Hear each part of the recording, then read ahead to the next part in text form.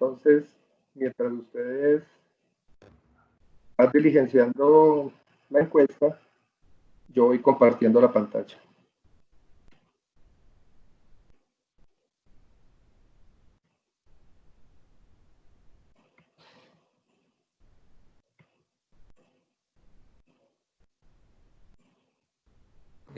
No sé si les permite votar. A mí no me dice que la encuesta no está lista. No sé si es un tema puntual mío u otras personas tienen el mismo problema. A mí también me aparece lo mismo. Sale el mismo mensaje. Sí, Vamos a ver. nos está Vamos a ver la diciendo... actualidad.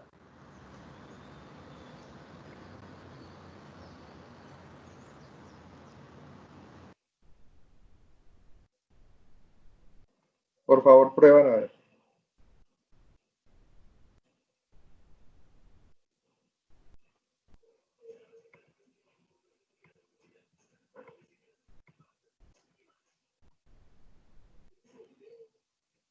Nada, persiste en el caso mío el mensaje, Rafael.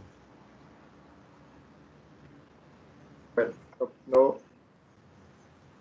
Yo creo que ahí ya lo deja promedio.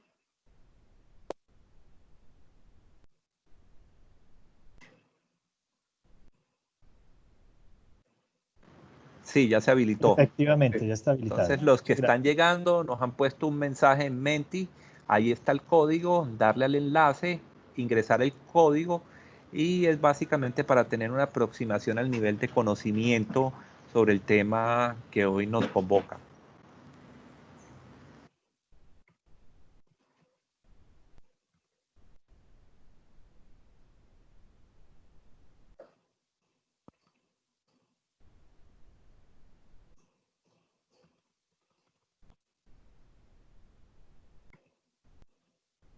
Perfecto, ahí ya va subiendo.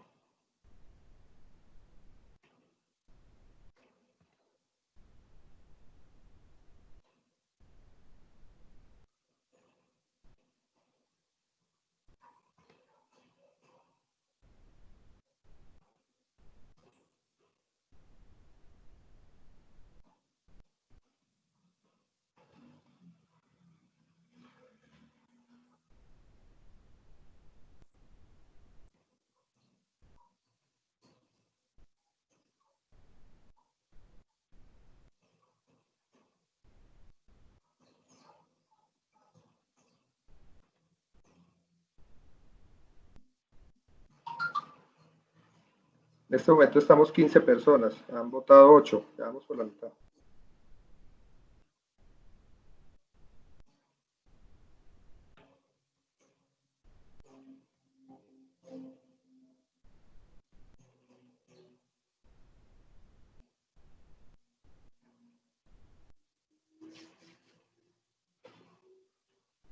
Ok, yo creo que con esto podemos ir adelantando. Entonces tenemos más o menos por lo menos alguna cosa han escuchado del tema, entonces podemos ir avanzando ya con esta medición. Entonces, para comenzar, digamos que estos son como los temas que les propongo tratar. Inicialmente, los conceptos de FinTech, de DeFi, criptoactivos, smart contract y hablar algo de gobernanza y regulación pues, de todo este entorno. Y empezaremos entonces con el tema de las FinTech. ¿Qué son las FinTech? Las FinTech son todas aquellas tecnologías, digamos, de cuarta generación que han sido aplicadas al sector de las finanzas, al sector, al sistema financiero, y digamos que entre ellas se encuentran la inteligencia artificial, la Big Data, el blockchain, los mismos criptoactivos de los que vamos a hablar, la biometría, redes sociales, la realidad aumentada, la Internet de las cosas, todas estas manillitas que entrega Bancolombia pues para hacer pagos sin contacto, redes sociales, aplicados principalmente a la autogestión, a la movilidad y básicamente en forma de startup que llevan pues para llevar las finanzas en el bolsillo permanentemente. Se han querido clasificar en estos 4 segmentos. herramientas de operación y medios de pago, conocimientos del cliente y analítica y Big Data, y en la seguridad e identificación de las personas y, por supuesto, del dinero electrónico, sobre el que nos enfocaremos pues, más profundamente. No necesariamente digamos que estas tecnologías son aplicadas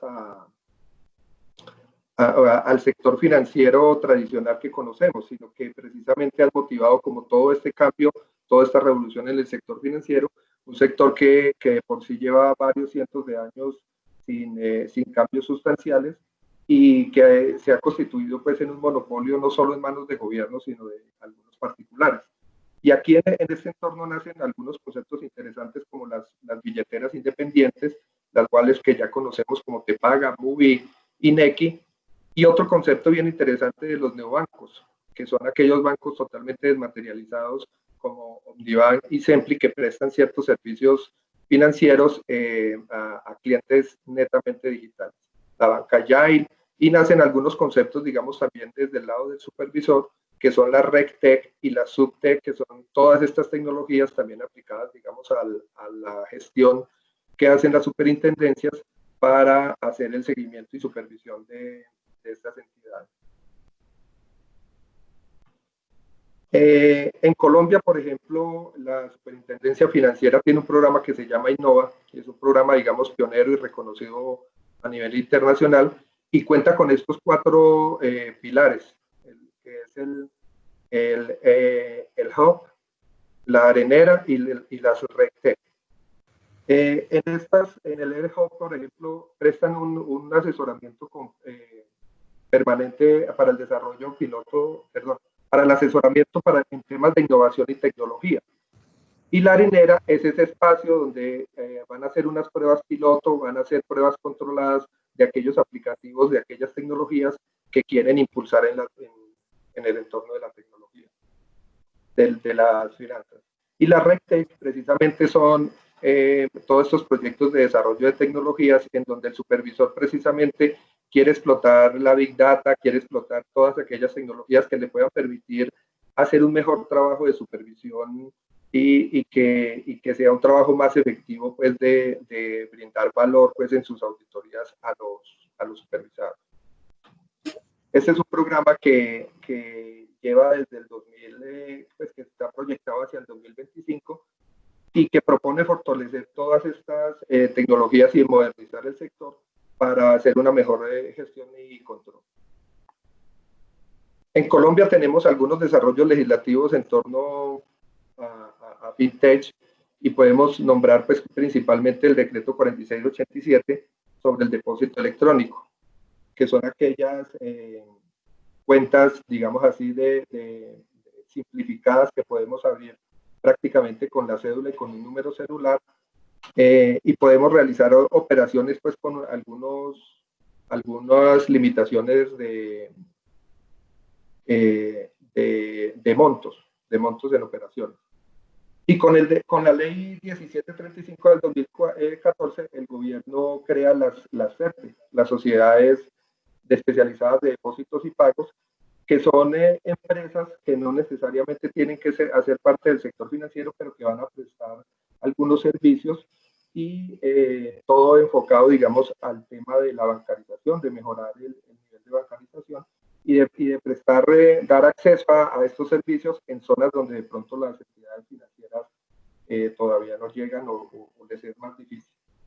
Igualmente el decreto 1357-2018 sobre crowdfunding en plataformas electrónicas, que moderniza pues un poco el decreto 2555-2010 de financiación colaborativa. Como sabemos, todos estos proyectos, todo esto de la FinTech y de las nuevas tecnologías, pues todo está enmarcado en esta nueva economía colaborativa y todo tiende a... En 2018, por ejemplo, la inversión en Colombia aumentó en un 76% y ocupaba el tercer lugar de emprendimiento fintech en Latinoamérica. Digamos que Colombia ha tenido un papel bien destacado en toda la zona y superado únicamente por Brasil y México. Y esto ha permitido, digamos, desde que se empezaron todos estos proyectos, ha permitido que la bancarización, por lo menos en ciudades que son cabeceras o que son más pobladas en un 80% y un 60% en unas zonas que son mucho más apartadas. Pasamos entonces al tema de las DeFi, que el acrónimo pues hace referencia a todas estas tecnologías que se basan en la descentralización. Pues no todo, teniendo en cuenta pues que no todo fintech es blockchain y que blockchain va mucho más allá de las fintech, ¿no? Digamos que es solo una de estas tecnologías que participa y blockchain tiene aplicaciones más allá del sector financiero. Precisamente, digamos que la SEDPE se ha tomado mucho de esta ley que creó la SEDPE, se han creado muchas entidades que prestan esos servicios y que están desarrollando proyectos descentralizados en el ramo de las finanzas. Y como son entidades que no son supervisadas por la superintendencia financiera, pues tienen, digamos, como cierta libertad. Únicamente, digamos que tienen la restricción de que no pueden captar dinero de público y cualquier servicio que presten, pues tiene que ser prestado con sus propios recursos. Estamos hablando del tema de los créditos. Sí, principalmente, digamos que cuando hablamos de finanzas descentralizadas, pues nos fijamos mucho en el blockchain, porque el blockchain precisamente es lo que permite toda esta descentralización y generar aún mayor confianza. Este mercado, digamos que está siendo tiene tanto potencial de desarrollo que el mismo Nasdaq ha lanzado un indicador financiero descentralizado que se llama el DFX, y la agencia calificadora de riesgo WISE, por ejemplo, ya realiza estudios y calificaciones de riesgo sobre criptoactivos como un apoyo pues a las personas que tienen interés en participar en este tipo de inversión. Existen proyectos como Decentral que pretende homologar un poco a la Fed en Estados Unidos, y también hay un servicio que se llama Bancor que, por ejemplo, permite unir o hacer negocios con cualquier criptomoneda, y ellos lo que hacen es redenominarla en su propia criptomoneda, de manera que no tengo que preocuparme mucho por el cambio de una criptomoneda, sino que puedo cambiar, y eso genera de cierta manera más estabilidad. Pasamos al tema de blockchain, que es como el grueso del tema, como para explorarlo y detallarlo un poco más. Como les decía, el blockchain está enmarcado en todo este entorno, todo este ecosistema de la economía colaborativa, y es la principal herramienta pues, de descentralización. Pero antes de llegar al concepto de blockchain propiamente, sí es bueno como ambientarnos o contextualizarnos un poco en el desarrollo que ha tenido el sector de las finanzas, hacer un pequeño flashback y muy rápido pues por el tiempo, para saber cómo fue ese contexto que nos trajo hasta acá. Digamos que como todos sabemos, los primeros sistemas monetarios y financieros pues se basaron en el trueque, luego pasaron a ciertos elementos que por su escasez pues prestaban algún valor y servían de intercambio, como conchas, jade. Por allá en el antiguo Egipto se utilizaban unos anillos de metales. Posteriormente, digamos que pasamos a las monedas propiamente de plata y oro cuando ya entra el Imperio Romano. Luego pasamos a la ruta de seda, que fue la que permitió como esa integración entre Oriente y Occidente, y toda esa negociación pues se hacía muy difícil transportar los bienes para poder negociar y transportar, digamos, el dinero con el cual se pagaba, y la seguridad de los caminos no era mucha, entonces se vio la necesidad de empezar a mirar con qué otra forma de cambio se iba a negociar. En la China, pues, se generó un primer intento de papel moneda que fracasó. Era muy fácilmente falsificable, y el tema de la inflación los terminó, digamos, frustrando.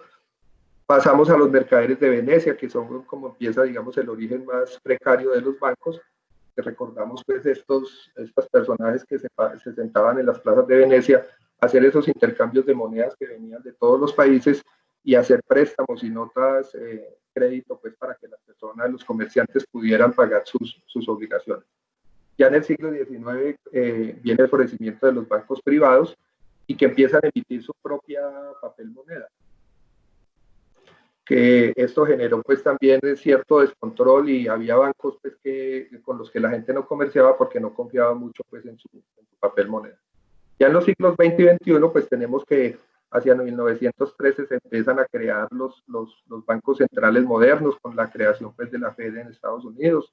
Recordamos que hacia 1922 la misión Kremer llega a Colombia para hacer lo mismo y crean el Banco de la República de acá.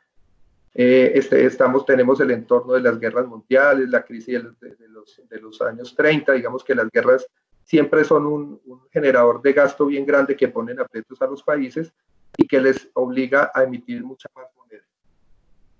Hasta aquí digamos que todavía se conservaba un poco del patrón oro, del dinero sustentado en las reservas de oro, bien fuera en los bancos ingleses o en los bancos norteamericanos, pero con toda esta crisis del 30 y las crisis que generaron las guerras, pues hacen hacia 1944 lo que se llamó la conferencia de Bretton Woods, en donde deciden abandonar el patrón oro como tal, porque eso les genera una cortapisa para la generación de moneda. Si no tengo reserva de oro, pues no tengo libertad de generar mayor moneda, pero sí tengo mucho más gasto que hacer.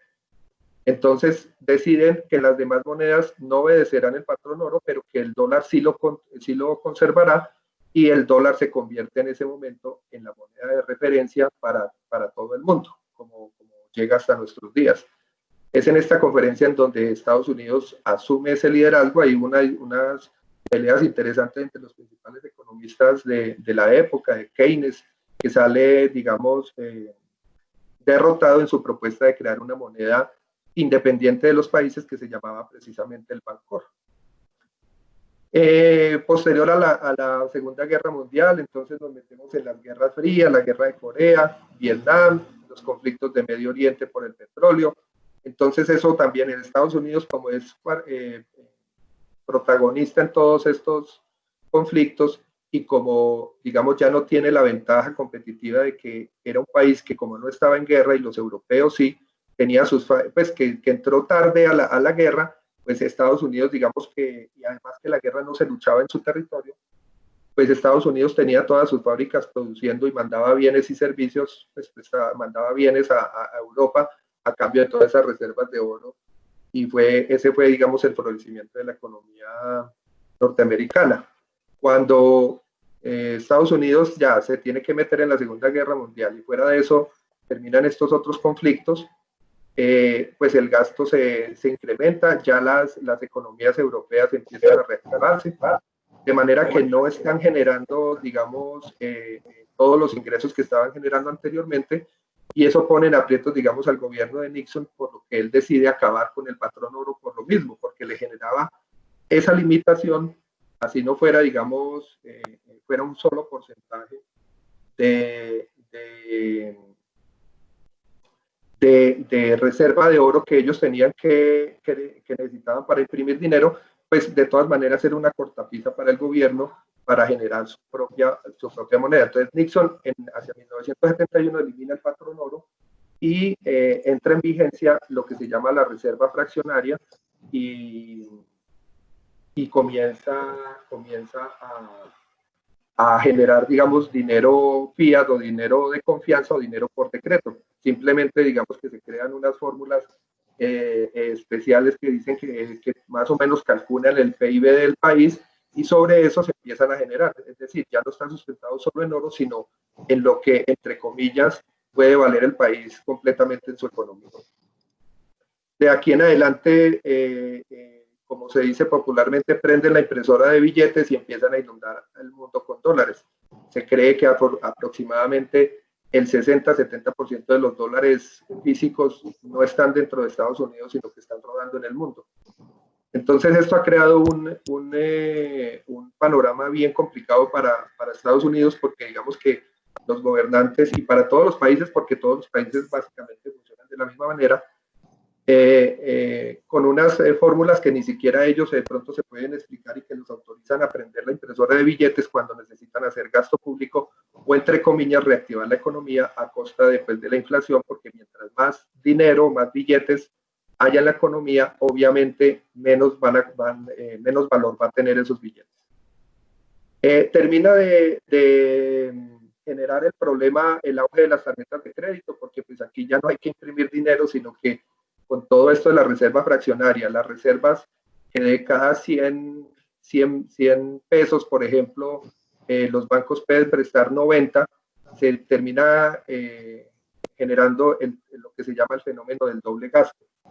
Entonces, la persona ve sus 100 pesos en su cuenta de ahorros, pero realmente solo tiene 10 porque los otros 90 ya se prestaron.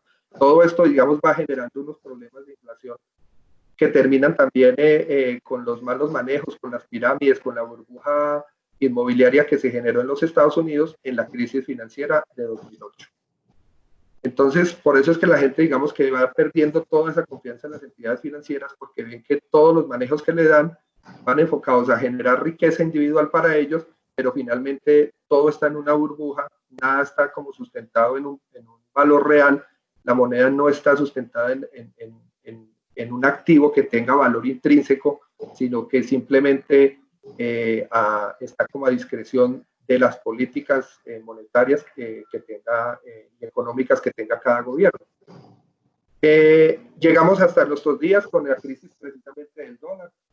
Digamos que todos los expertos apuntan a que el dólar pues no durará mucho más siendo el referente pues de la economía mundial. Y con la crisis pues, reciente del petróleo, que como hemos visto pues desde hace algunos años, pero pues hasta el punto de que ahorita con la crisis de la pandemia pues terminó antes estando por debajo del cero. Entonces, digamos que todo este es el ambiente en el que nos encontramos ahorita, y con Estados Unidos, que es el que prácticamente todas las monedas están pendientes de él a ver cómo actúa, y todas las economías dependen de cierta manera de Estados Unidos, pues es un país que está prácticamente en quiebra con una deuda externa, o con una deuda en sí, con una deuda total de 21 billones de dólares. Que lo cual representa, digamos, un 107% más de su PIB. Es decir, está debiendo mucho más, que uno creería que eso es solo de países tercermundistas, pero en este momento Estados Unidos está debiendo mucho más de lo que vale.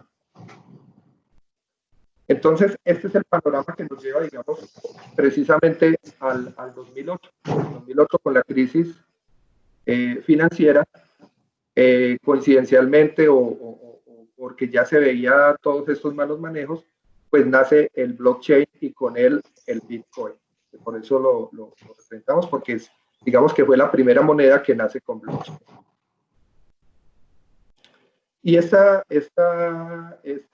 idea pues se publica en un white paper, como un artículo pues científico en un blog de una página, de una web, y son 9 páginas en el que una persona pues bajo el seudónimo de Satoshi Nakamoto, porque en lo que hay consenso es que este no es un nombre real, sino que es un seudónimo de un grupo de personas o de alguna persona que hicieron crear un sistema totalmente digital, un sistema alternativo, digamos, de economía alternativa, que generara efectivo electrónico totalmente distribuida, más que descentralizada, está distribuida, totalmente privado, que generara libertad económica, que no estuviera, digamos, supeditado a la intermediación de los bancos, por lo cual es un sistema P2P que se puede negociar de persona a persona sin intervención de los bancos.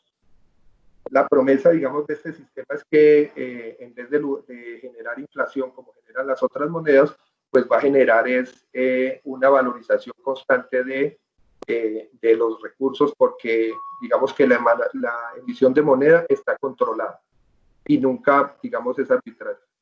Es una tecnología que está basada totalmente en criptografía, de código abierto, y que se entregó pues al mundo sin contraprestación, sin nada, fácilmente replicable.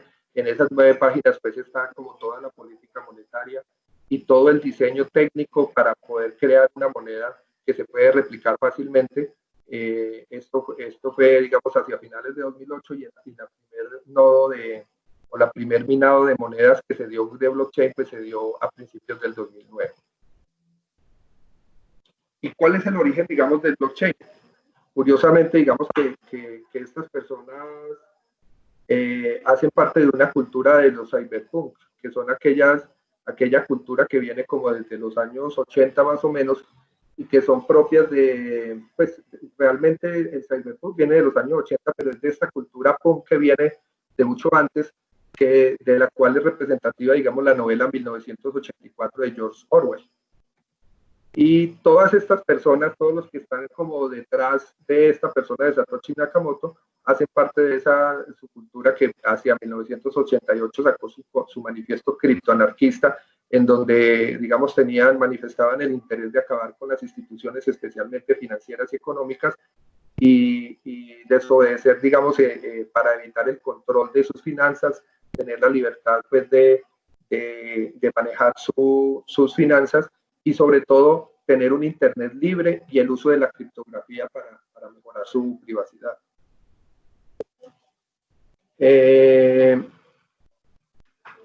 Digamos que el desarrollo de esta tecnología se basa en una que no es tan nueva, pues que viene desde los años 90, que es la tecnología Ledger o DLT, que es una tecnología descentralizada. Lo que pasa es que esta tecnología terminó mejorándose con blockchain para hacerla más segura y que generara valor. Pero digamos que la tecnología como tal, la descentralización, la distribución, ya se venía trabajando desde los años 90. Finalmente, pues es una base de datos distribuida, todo en el mundo pues son datos, son bases de datos y digamos estructurados o desestructurados, y es lo que hace esta tecnología es ponerla en diferentes nodos, de manera que todos van a tener, digamos, el original de la información y nadie va a tener un control absoluto sobre la misma. Entonces esto genera privacidad, genera seguridad, genera la integridad de los datos, genera transparencia, porque digamos todo el mundo está viendo en todo momento qué está pasando con la información que hay dentro de la blockchain, y por lo tanto pues es un generador de confianza.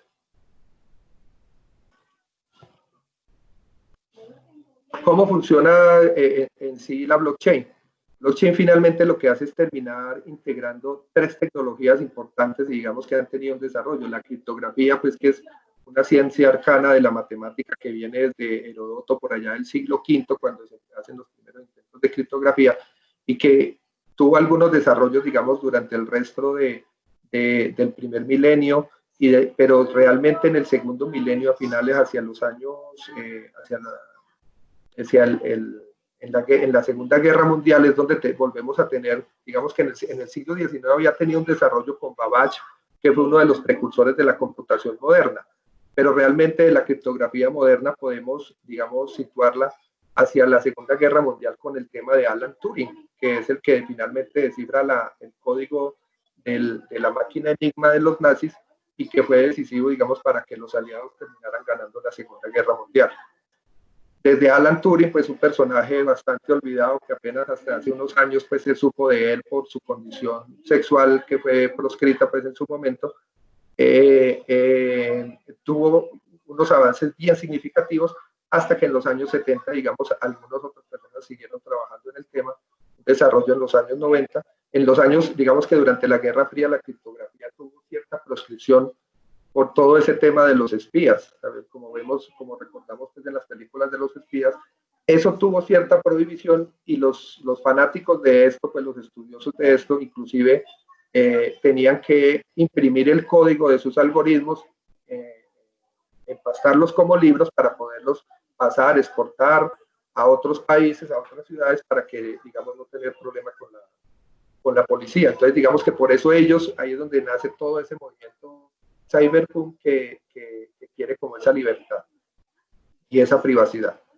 La segunda tecnología, pues es un algoritmo de consenso, el consenso bizantino, que es aquel problema, digamos, por eso cuando una discusión se vuelve como tan cerrada, terminamos diciendo que es una discusión bizantina, porque es un consenso que nunca, un problema de la antigüedad de tres generales que nunca se ha terminado de resolver y que blockchain promete haberlo resuelto, Por eso se llama algoritmo de consenso bizantino, y es finalmente cómo poner de acuerdo, como la red, la información está distribuida en diferentes nodos, pues tenemos que poner de acuerdo a que todo el mundo tenga la misma verdad al mismo tiempo, precisamente para que dé confianza.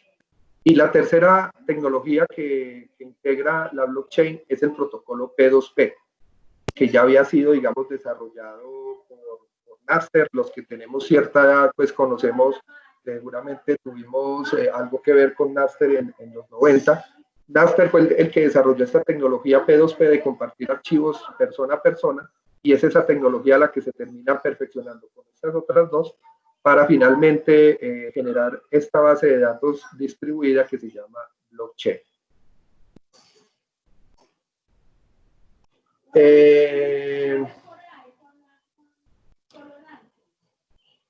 Esta tecnología, pues obviamente es una tecnología de gran potencial, más allá de los criptoactivos. Digamos que los criptoactivos y el Bitcoin es por lo que la gente más conoce, digamos, el tema de la blockchain, pero realmente su potencial está mucho más allá y está siendo explotado en todos los sectores, pues, de la economía. Técnicamente, digamos, y en lenguaje más sencillo, yo quisiera como poner un ejemplo. Es como si, por eso digo ahí que en paisa, es como como que nos pusiéramos de acuerdo entre las personas que estamos en este chat y quisiéramos hacer una natillera. Seguramente, como poco nos conocemos, pues no vamos a tener mucha confianza en quién va a manejar eso y no le vamos a confiar nuestros recursos. Esa natillera no es más que una base de datos donde se van a registrar los ingresos, los egresos, y donde van a estar los datos de las personas que vamos a participar. Como no confiamos los unos en los otros, pues simplemente lo que hacemos es, oiga, todos tengamos la información al mismo tiempo. Entonces distribuimos la información y cada vez que se actualiza un registro de un ingreso, se actualiza igualmente en todos los nodos.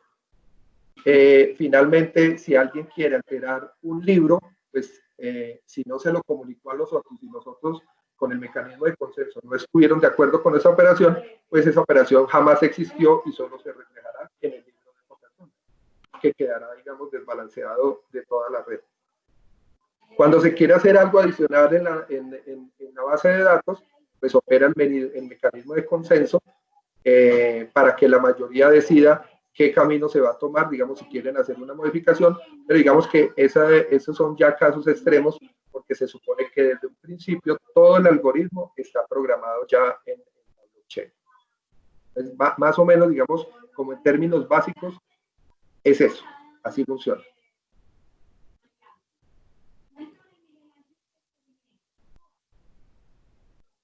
Ahora pasamos, digamos, que al tema de los criptoactivos propiamente dicho, que como les dije, son un desarrollo, el más visible tal vez, de la tecnología blockchain. ¿Qué es un criptoactivo? Pues es un activo digital totalmente desmaterializado.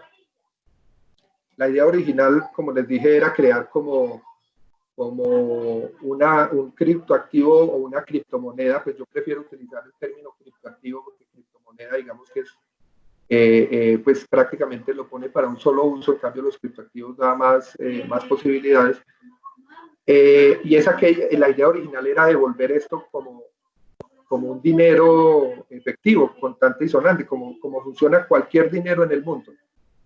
Ahora digamos que tuviera ese valor intrínseco, que no fuera un dinero de confianza como el que todos manejamos actualmente, un dinero por decreto y que está basado únicamente en la promesa de pago que hace el gobierno de sustentar esa moneda, y que si queremos convertirlo en bienes y servicios, pues nos lo van a recibir porque tiene reconocimiento en todo el territorio nacional. Este activo, por el contrario, digamos que tiene un valor intrínseco, que es el trabajo y la criptografía que hay por detrás de él.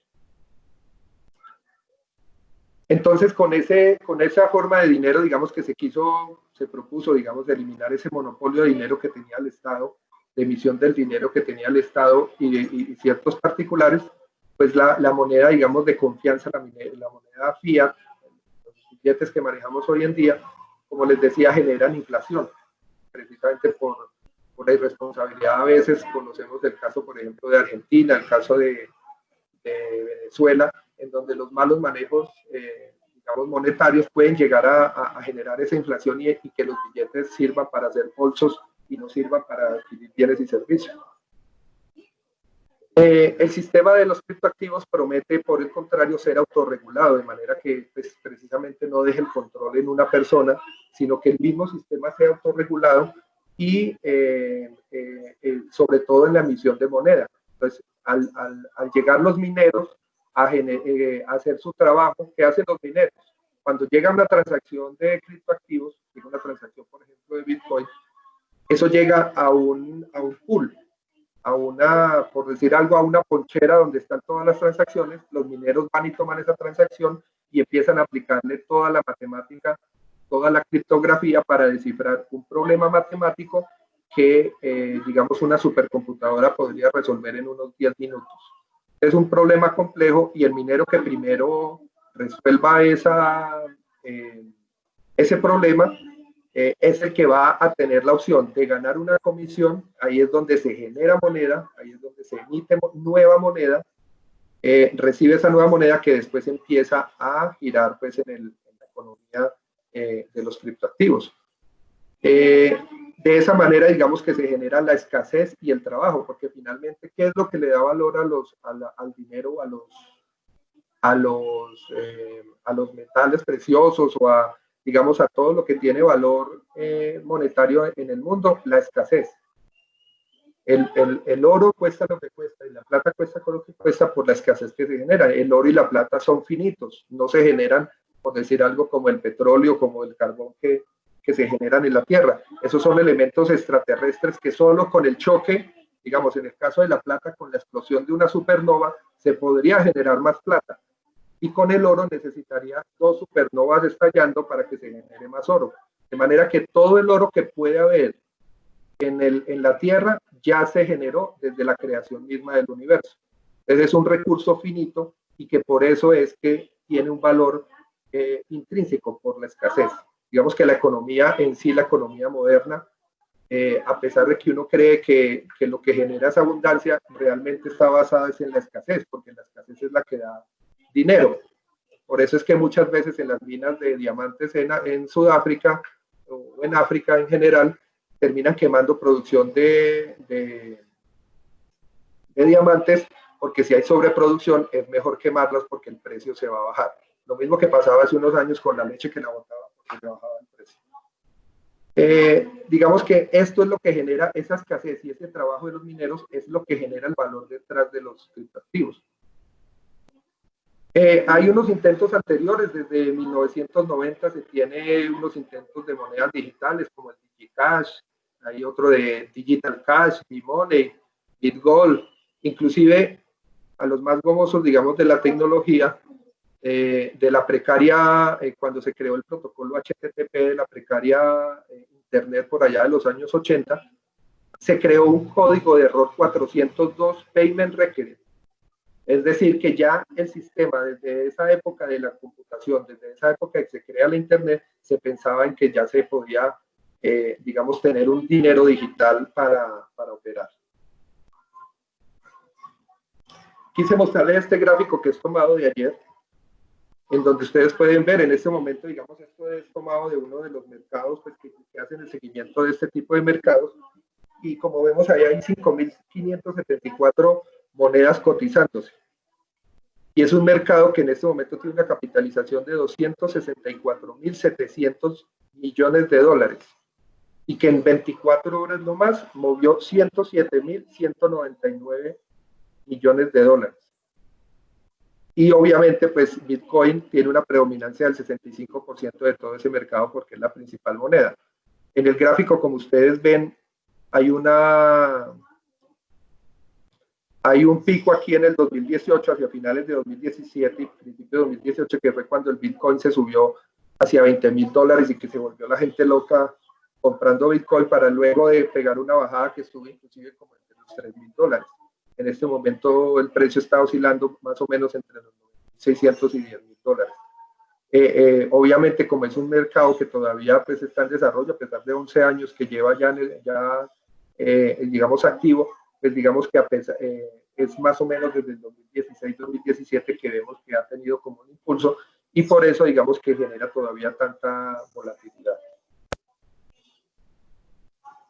En Colombia, ¿qué ha pasado? Colombia tiene unos datos interesantes.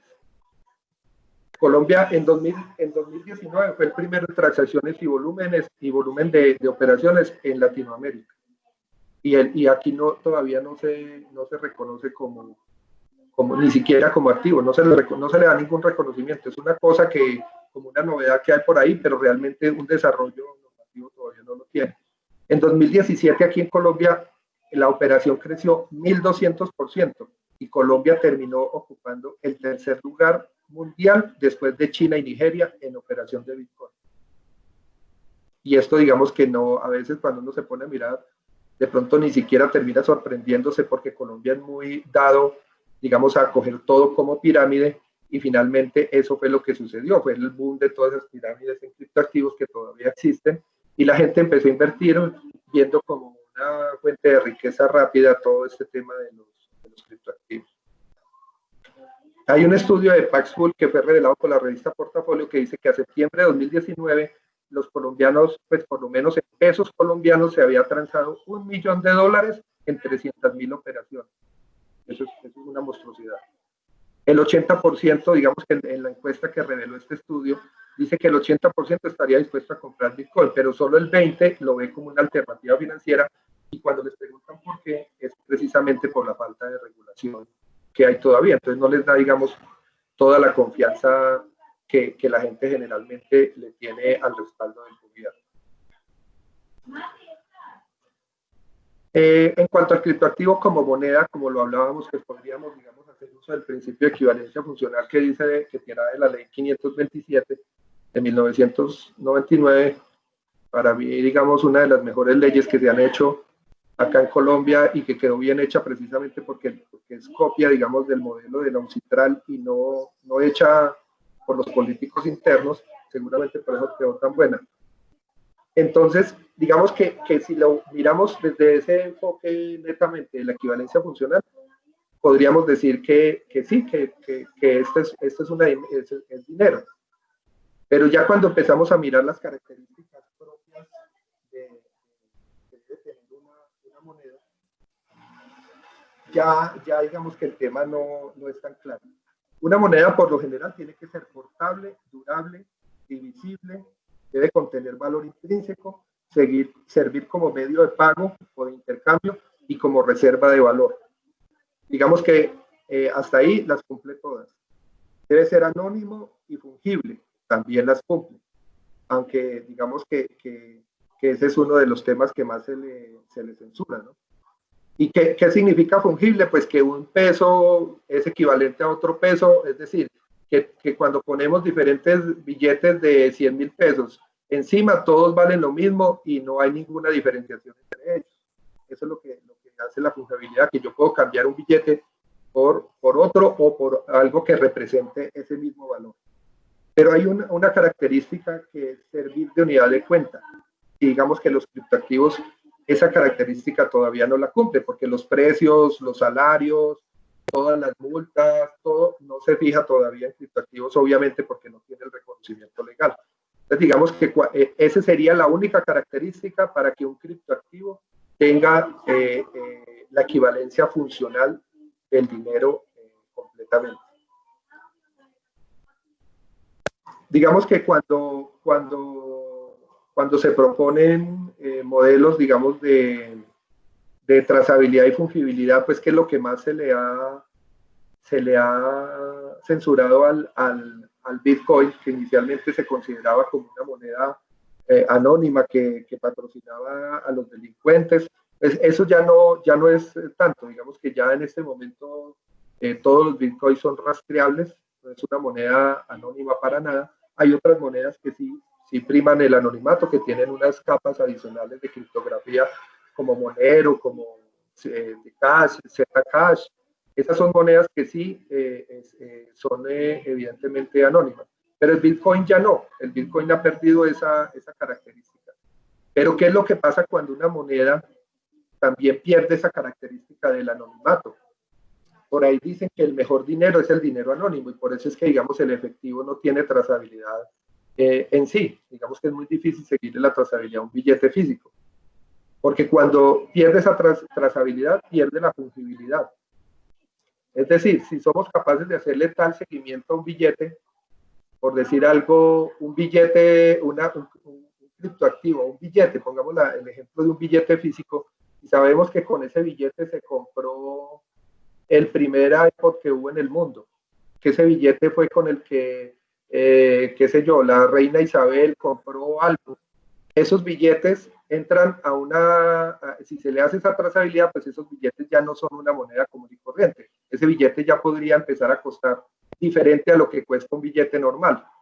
Ya cambiaría su condición de billete para volverse un token, que es otra forma de criptoactivos. Yo puedo generar unos tokens, unos coleccionables, por decir algo como las tarjetas de béisbol que usan los gringos, que tienen un valor específico cada tarjeta. Entonces, yo puedo generar, eso tiene un valor, no podemos decir que es una moneda precisamente porque no tiene la fungibilidad, porque no todos cuestan lo mismo.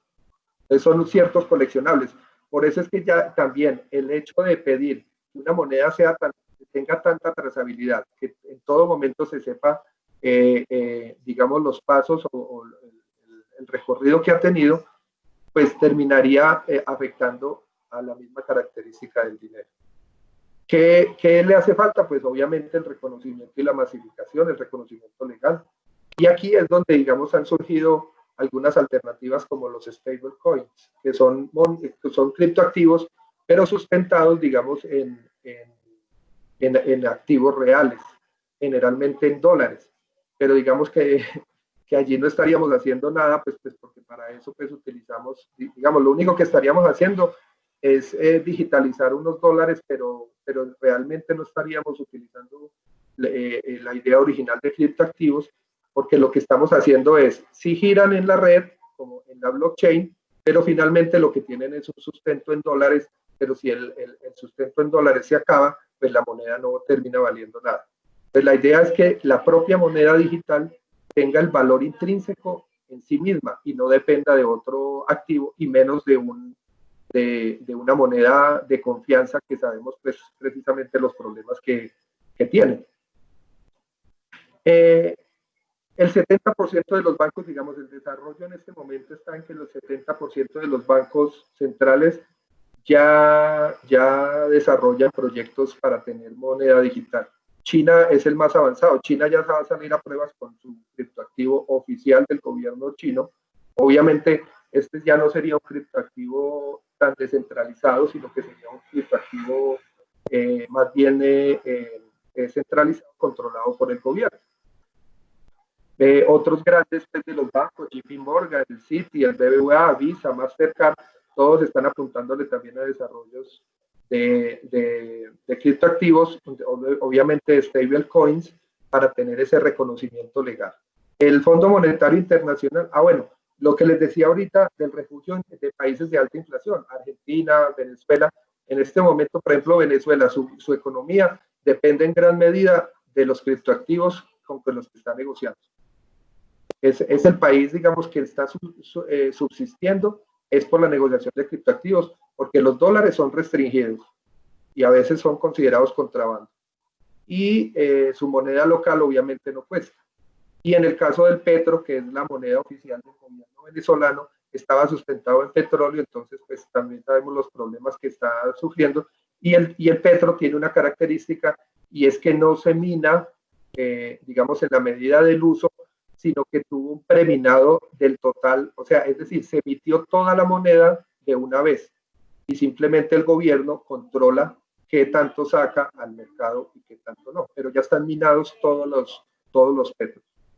El Fondo Monetario Internacional, que esto, digamos, hacia allá apunta esta economía, y la ONU están de acuerdo en que el dólar ya no puede ser ese referente de la economía, están buscando desarrollar un criptoactivo.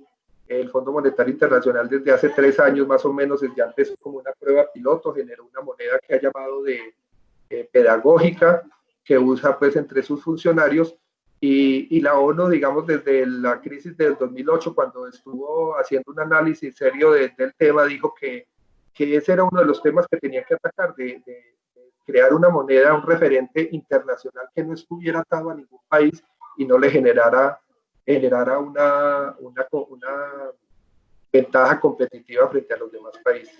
Entonces, digamos que hacia allá apunta. El Fondo Monetario Internacional seguramente va a fijar el criptoactivo que va a ser el referente de la economía del mundo en los próximos años. El grupo GAFA, que es este grupo pues, de las principales empresas de tecnología, Google, Apple, Facebook y Amazon, realmente están divididos. Google y Apple realmente no han tenido como mucho interés en vincularse al tema de los criptoactivos, mientras que Facebook, como sabemos, ya está trabajando en su moneda que se llama Libra, y Amazon también ha querido, digamos, para el manejo de su tienda, manejar pues su propio criptoactivo. Rápidamente, ¿qué retos y riesgos vemos? Pues, principalmente cuando se miran los criptoactivos, los principales riesgos que se ven han sido del lavado de activos, aunque finalmente los últimos estudios demuestran que los lavadores de dinero siguen prefiriendo el dinero fiat, precisamente porque es más anónimo y más fácil de trasladar que los criptoactivos. Obviamente que se da, pero en un porcentaje del 1 o 2% pues, de los criptoactivos sirven para el tema del lavado. Sí se ha usado en la Deep Web, en la Dark Web, para pagar secuestros, ransomware, comprar misiles, pagar asesinatos, en fin. Sí se utiliza, digamos, pero en este momento, como les decía, el Bitcoin ya no es el rey de eso, sino que son otras monedas que generan mayor anonimato. Problemas que se pueden generar también desde el lavado de activos, pues la evasión fiscal, las pirámides, que aquí en Colombia conocemos tanto. Y digamos que en ese sentido, pues el GAFI, que es el organismo que pone los estándares, ha estado trabajando y ya sacó una directiva en 2019 para el manejo de eso, y prefiere un modelo que sí sea descentralizado, pero que tenga un intermediario que son los intercambios de moneda, quienes van a hacer, digamos, todo el proceso de conocimiento del cliente y de monitoreo de operación. Entonces, allá es donde se tendrá que identificar las personas y el intermediario responde por quienes hacen las transacciones. Asuntos de consumidor, obviamente la gente necesita tener el respaldo de sus productos, protección de datos personales, todos, pues digamos que tenemos por un lado el tema de la privacidad como tal, pero también tenemos el tema de la transparencia que genera la blockchain abierta, entonces donde van a estar todos los datos, inclusive los datos financieros. Entonces ahí hay discusiones bien interesantes que inclusive aquí ha abordado la doctora Soli, que son objetos de un curso completo. De hecho, ahorita en mayo, el Fondo Monetario Internacional sacó los principios del futuro de la descentralización, prácticamente todos basados en temas de consumidor y básicamente en privacidad y protección de datos. Este documento es bueno que si están interesados, consultarlo, porque digamos que va a ser como el derrotero de aquí en adelante, porque por la importancia que tiene el Fondo Monetario Internacional para establecer esos estándares.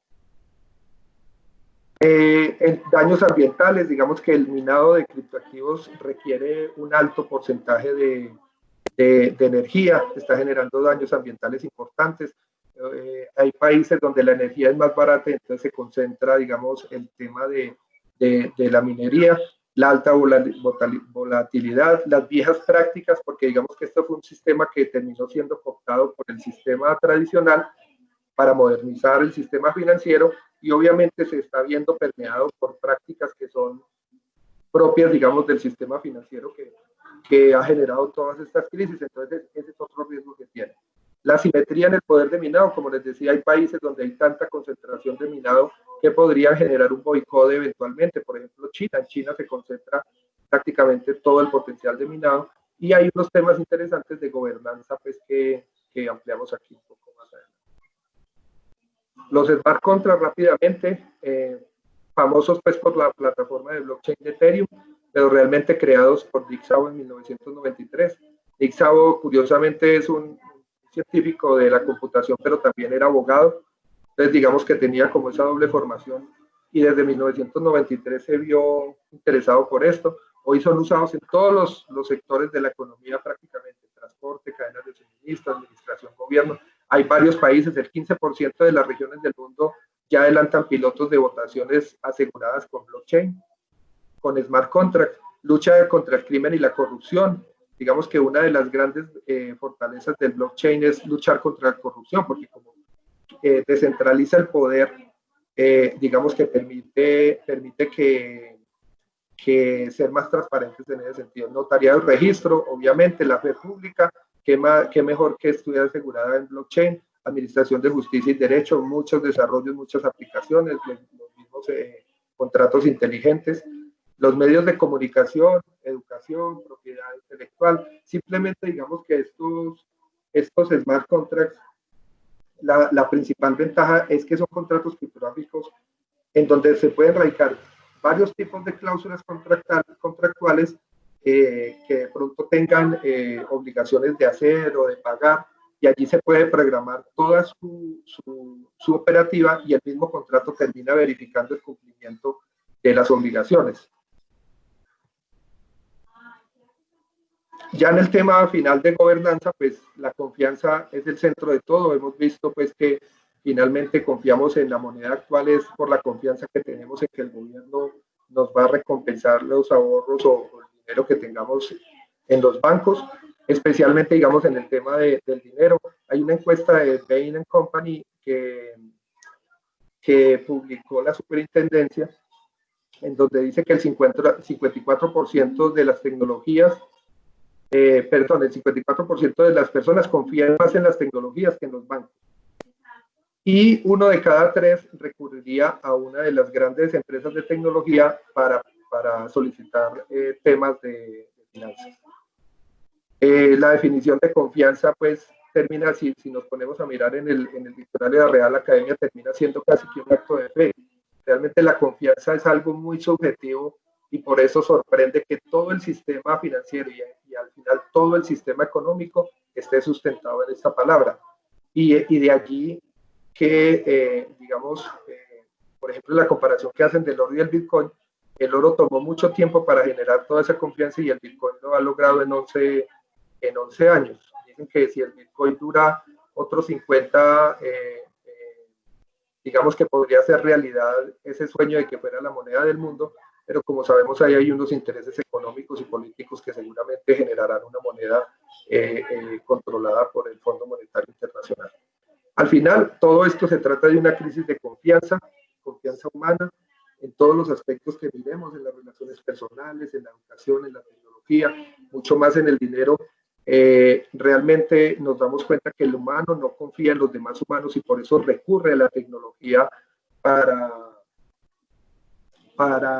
buscar ese tercero de confianza, porque finalmente no confiamos, por más probo que sea una persona, finalmente siempre va a haber un nivel de confianza y por eso preferimos que todo lo haga la tecnología. ¿Qué ha hecho Colombia? Pues Colombia ha tenido 2 intentos de regulación en 2 leyes que se han caído. Realmente la primera fue muy mala, la otra era un poco mejor, pero finalmente la propuesta que hacemos desde acá es que las regulaciones de esto se necesitan que vayan más allá del Congreso de Colombia. Esto es un tema global que requiere unas regulaciones globales, de sector, interdisciplinarias, donde se le dé participación, digamos, a los miembros de este mercado para que sean los que generen esa regulación y asimismo sea un poco más confiable. Vemos los ejemplos, por ejemplo, perdón de la redundancia, el ejemplo del autorregulador del mercado de valores, que es un organismo privado que se le dio la potestad de autorregularse y el supervisor está ahí desde el ladito simplemente mirando cómo se comporta. Pero esos son modelos que de pronto se podrían mirar. Y regulaciones locales definitivamente serían infructuosas porque ya vivimos, digamos, en la aldea global y digamos que regulaciones locales se van a quedar sencillamente cortas para este tema. Yo creo que con eso es todo. No sé si quieran de pronto algunas inquietudes.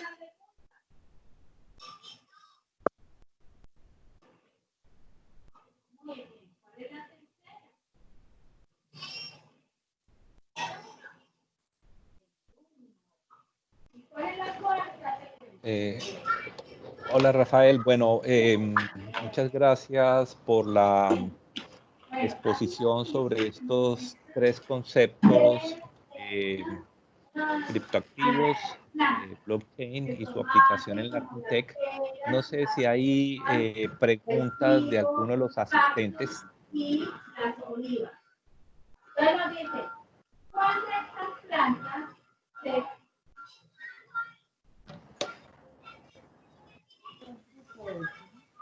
Sí, pero es interferente. Ok, bueno, creo que de pronto Bien. no hay preguntas. Johan, ¿ibas a decir algo? Mira, por aquí Sol indica que estuvo interesante la charla y va a hacer una pregunta. Está escribiendo por acá.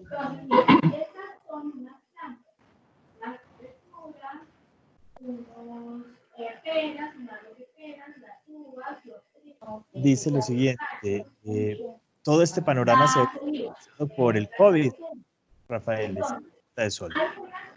Digamos que el COVID ha ayudado un poco lo traía la revista FinTech precisamente la semana pasada. El COVID ha ayudado a masificar un poco el uso en estos últimos tiempos. Digamos que gente que de pronto era mucho más reacia a utilizar las tecnologías, que el dinero móvil, ahora el pago sin contacto, por ejemplo, para efectos de bioseguridad. Sí ha ayudado bastante, inclusive ahí traían unas cifras que no recuerdo en este momento, pero obviamente la pandemia y todo este tema del COVID generó un impulso en el uso, por lo menos, de lo que es FinTech.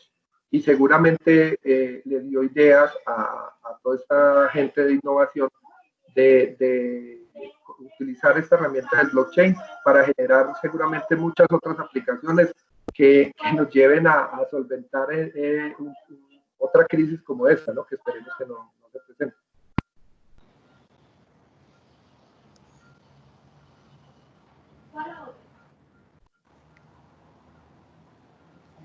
Por aquí, M. Franco dice, gracias, puede hablarnos de las billeteras virtuales, muy interesante.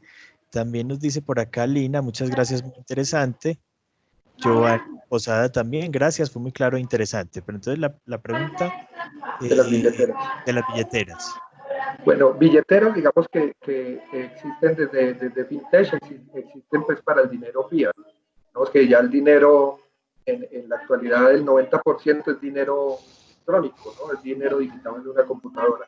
Existen, digamos que las aplicaciones de los bancos han empezado a generar estas billeteras inclusive por fuera de su aplicación de transacciones como una forma también de pago sin contacto, pero también existen las billeteras de criptoactivos y en el caso de las billeteras de criptoactivos también hay una particularidad y es que hay algunas que son offline y online.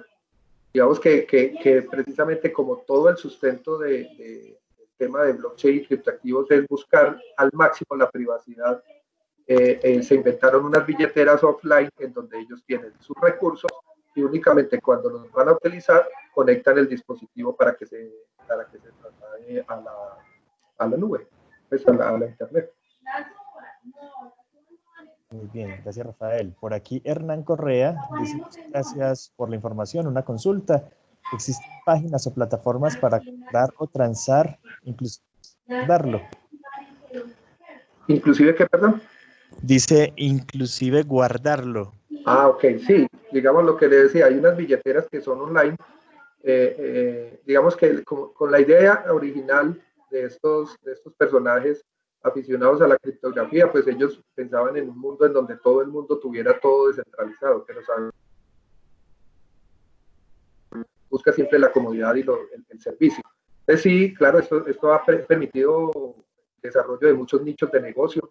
Hay grandes intercambios como Binance, se me olvida como Kraken, digamos que son intercambios que se volvieron multinacionales, que tienen un gran sustento y son intercambios que están dispuestos a cumplir todas las normas de cumplimiento normativo, de protección de datos, de colaborar con reportes al gobierno y por eso digamos que en ese sentido se han vuelto las de más confianza y la gente digamos que las usa.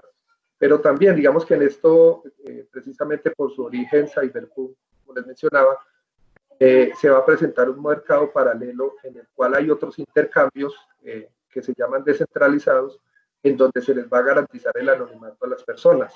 Hay personas que puede ser porque quiere hacer cosas mal hechas o simplemente porque valora mucho su privacidad, prefieren utilizar estos intercambios o prefieren ellos mismos hacer, como lo permite la tecnología, hacer transacciones P2P, persona a persona, que también se puede, dos personas que tengan Bitcoin se pueden hacer transacciones sin necesidad de un intermediario. Pero el mercado, usted sabe que el ser humano siempre busca la oportunidad de negocio y esto ha sido un desarrollo también para una economía alterna, inclusive para las cuatro grandes de la auditoría, Deloitte, Ernst & Young, KPMG y PricewaterhouseCoopers ya prestan servicios de auditoría y de trazabilidad de transacciones. Hay otras empresas como Coins, Chainalysis, que precisamente dicen que colabora inclusive con la NSA para hacer el seguimiento de todas estas operaciones. Entonces digamos que se encuentra de todo, se encuentra los servicios de las personas que quieren la comodidad de tener ese intermediario y que como un banco le preste los servicios, y también tienen la posibilidad de que si valoran mucho la privacidad, manejar intercambios descentralizados que utilizan inclusive una figura bien interesante que se llama el mezclador de transacciones. Precisamente para borrarle el rastro a las transacciones, ellos mezclan unas transacciones con otras y los organismos de seguridad o aquellas empresas que quieren hacer la trazabilidad, pues no lo pueden hacer. Desde el punto de vista del cumplimiento normativo es muy interesante, porque digamos, si este nuevo activo y esta nueva economía se va a integrar a la economía normal, va a tener que estar sometido a unos estándares de cumplimiento normativo. Y dentro de esos estándares está el seguimiento de operaciones a las empresas. Entonces, si yo, de hecho, hace unos años, no hace mucho, hace unos 4 o 5 años, en la superintendencia, ante todo el boom, y porque el Banco de la República y la superintendencia sacaron comunicados que seguramente recordamos que esto no es más moneda de curso legal, que eso no es autorizado, en fin. Digamos que la proscribieron. Los bancos se asustaron mucho y de hecho empezaron a señalar a personas que operaban con criptoactivos. Empezaron a cerrarle las cuentas, a bloquearle productos, a solicitarle más información, y eso ha generado, por ejemplo, en Chile generó un gran activismo y los bancos tuvieron que cesar eso. Eso afortunadamente digamos que ha cesado, porque finalmente digamos comerciar con eso hasta el momento no es legal ni es ilegal, porque para Colombia no es nada. Hay países que ya tienen unos desarrollos muy importantes. Los anglosajones en eso digamos que son muy prácticos y nos llevan mucha ventaja. Los anglosajones no entendían la tecnología tampoco al principio, pero ¿qué dijeron? Si usted le da valor, si usted dice que esto cuesta algo, lo primero que tiene que hacer es meterlo en su declaración de renta y empezarle a pagar impuestos. Aquí en Colombia ni siquiera, estamos perdiendo plata. Yo me pongo a pensar inclusive qué pasaría, por ejemplo, cuando una pirámide de estas que siguen operando estafe un poco de gente y todos los recursos estén en criptoactivos. ¿Cómo se va a hacer la reparación de esas personas si el gobierno no le reconoce valor a esos activos? No, van a quedar, digamos, en el aire. ¿Qué pasaría si a un narcotraficante se le cogen cuentas en criptoactivos? No se podría hacer extinción de dominio entonces. Entonces, digamos que todos esos problemas, por lo paquidérmico que es el desarrollo normativo en nuestro país, digamos que son problemas, por eso hay tantas aristas y tantas cosas que desde el derecho y desde la economía y desde la academia se podría empezar a mirar con eso. Muy bien, Rafael. Entonces, por aquí hay una última pregunta para que vayamos cerrando. Ok. De M. Franco, dice, yo veo que invertir en Bitcoin es igual de riesgoso que la bolsa de valores o es más rentable. He escuchado de varias estafas y quiebras de inversiones hechas en Bitcoin. Digamos que exactamente eso. Aquí volvemos al principio de la equivalencia funcional. Todo lo que pasa en el mundo analógico puede pasar en el mundo digital. Realmente todos esos temas de inversiones tienen un mismo riesgo. Eso a veces pues, hay un componente de suerte, hay un componente de habilidad, de estudio, pero digamos, si usted a un criptoactivo lo cogió en finales de 2017, cuando valía $20,000, compró criptoactivos porque pensó que se iba a subir a 50,000 y en 2 meses valía 3.000, pues obviamente mucha gente se quebró.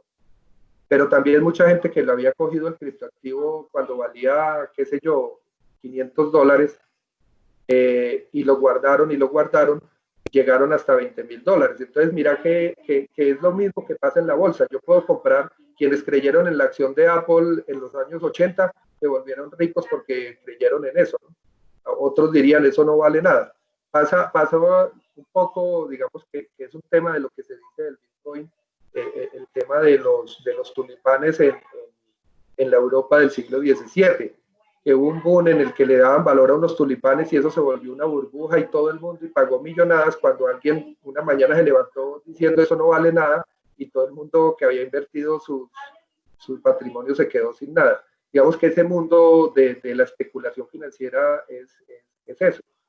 Ahorita hay mucho desarrollo y mucha generación de empleo y de ingresos. Digamos, hay personas que se dedican el 100% de su tiempo a hacer trading de criptomonedas. Todo el día están en función de eso. Y hay gente que ya tiene como hacer trading, como cuando la gente compra dólares cuando están baratos para venderlos cuando están caros. Es exactamente lo mismo. Obviamente lo que sí no pueden hacer, si quieren hacer ese trading, háganlo directo. Lo que no pueden es dejarse engañar cuando llega a una plataforma y le promete que mañana va a tener el doble de la inversión y resulta ser una pirámide. Digamos que en Colombia tenemos la gran habilidad de que toda novedad, todo lo que llegue nuevo lo convertimos en pirámide. Y eso está pasando mucho en criptoactivos. Entonces, cuando la gente quiere explorar esto, la recomendación es estúdialo primero y trate de ver directamente, porque es que de lo que le ofrecen por ahí afuera, muy seguramente hay temas de pirámide. Y hay proyectos que de gente que mencionaban que ha resultado estafada, es porque cada proyecto que se inicia con lo que llaman en Estados Unidos una ICO. Digamos que es una oferta inicial pues como de acciones. Entonces son aquellas personas que creen en el proyecto antes de que empiece, 1 o 2 años antes de que empiezan a invertir con la promesa, digamos, de que cuando eso salga, pues va a tener una valorización. Con eso sí se ha tumbado a mucha gente y Estados Unidos hasta el año pasado se estaba volviendo un problema y han hecho una regulación bien fuerte en ese sentido para que esas ICO sean más serias, porque cualquiera se podía inventar un proyecto que desde el principio sabía que nunca lo iba a llevar a cabo. Muy bien, Rafael, pues muchas gracias por compartir tu conocimiento en estas tertulias informáticas y a todos los asistentes, muchas gracias. Muchas gracias. Esperamos contar con su asistencia dentro de 8 días. Por aquí, M. Franco dice, finalmente creo que las criptomonedas están adelantadas a nuestro tiempo, todavía hay mucho por desarrollarlas y aceptarlas sin su complejidad. Muchas gracias por tan buen expositor, felicitaciones. Muchas gracias nuevamente, Rafael, y a todos los esperamos dentro de 8 días, bien atentos a la comunicación e invitación para que nos reunamos nuevamente. No sé, Arian, si quieres añadir algo. No, me parece muy interesante lo que nos planteó Rafael. Sin duda hay una serie de desafíos, hay muchas preguntas por resolver. Sin duda, mi opinión personal frente a blockchain es que va a ser realmente disruptivo y hay algunos países que han ido muy adelante, particularmente un referente es Estonia, por cómo ha podido incorporar esta tecnología en parte en lo que es la administración pública y sin duda lo que dicen los expertos es que nos va a dar la oportunidad de trabajar y de luchar contra la corrupción frente, por ejemplo, al manejo de lo público, frente a los temas electorales, etcétera. Es una tecnología disruptiva y que vale la pena seguir profundizando sobre ella. Muchas gracias a todos. Como mencionaba Johan, el próximo viernes a las 3 de la tarde los esperamos. Estaremos en la próxima semana enviándoles la ICAR y en nombre de Ricardo les damos el agradecimiento. No nos pudo acompañar por problemas técnicos que ha venido experimentando. Bueno, entonces damos por concluido. Una feliz tarde para todos ustedes. Muchas gracias, Rafael. Muchas gracias. Hasta luego. Hasta luego. Muchas gracias.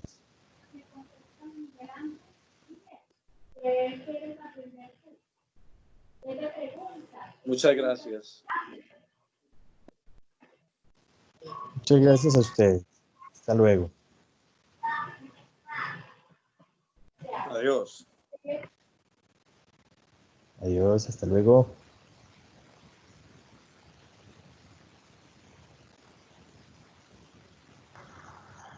Arián, van a parar la grabación. Van a parar la grabación. Pararon la grabación.